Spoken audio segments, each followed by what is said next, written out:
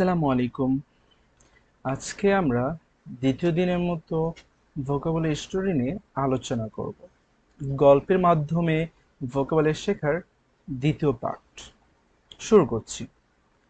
আশরাফুল স্যারের ক্লাসেস সবসময় এনগেজিং হয়। Ashraful স্যারস classes are always engaging. Ashraful স্যারের ক্লাস সবসময় আকর্ষণীয় হয়। এখান থেকে আমরা পেয়েছি ক্লাসেস মানে হচ্ছে পাঠদান বা ক্লাস। এছাড়া পেয়েছি এনগেজিং। এনগেজিং শব্দের অর্থ হচ্ছে আকর্ষণীয়। তিনি ইন্টারেক্টিভ মেথডস ব্যবহার করেন। He uses interactive methods. তিনি ইন্টারেক্টিভ পদ্ধতি ব্যবহার করেন। স্যারের সেশনস শিক্ষার্থীদের জন্য motivating. Sir's sessions are motivating for students.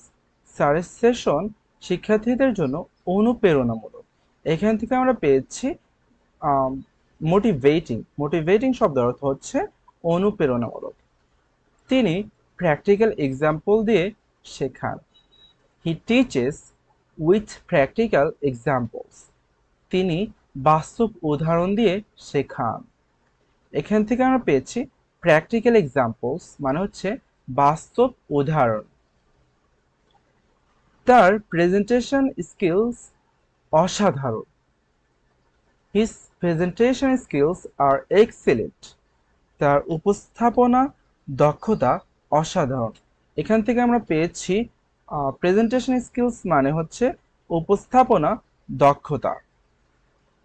Ashraful স্যারের ডেলিভারি শিক্ষার্থীদের মুগ্ধ করে। Ashraful sir's delivery captivates students. Ashraful স্যারের উপস্থাপনা শিক্ষার্থীদের মুগ্ধ করে। এখান থেকে আমরা পেয়েছি ডেলিভারি। ডেলিভারি মানে হচ্ছে উপস্থাপনা। আর একটা শব্দ পেয়েছি ক্যাপটিভেটস। ক্যাপটিভেটস মানে হচ্ছে মুগ্ধ করা। আচ্ছা, আমরা শব্দার্থ উচ্চারণ দেখে নিব। এনগেজিং মানে হচ্ছে আকর্ষণীয়। ইন্টারেক্টিভ মানে হচ্ছে পারস্পরিক। মোটিভেটিং মানে হচ্ছে অনুপ্রেরণামূলক। প্র্যাকটিক্যাল মানে হচ্ছে বাস্তব। প্রেজেন্টেশন মানে হচ্ছে উপস্থাপনা। ডেলিভারি মানে উপস্থাপনা বা প্রদান। আচ্ছা, আশা করি আজকের পার্টটা আপনাদের ভালো লেগেছে।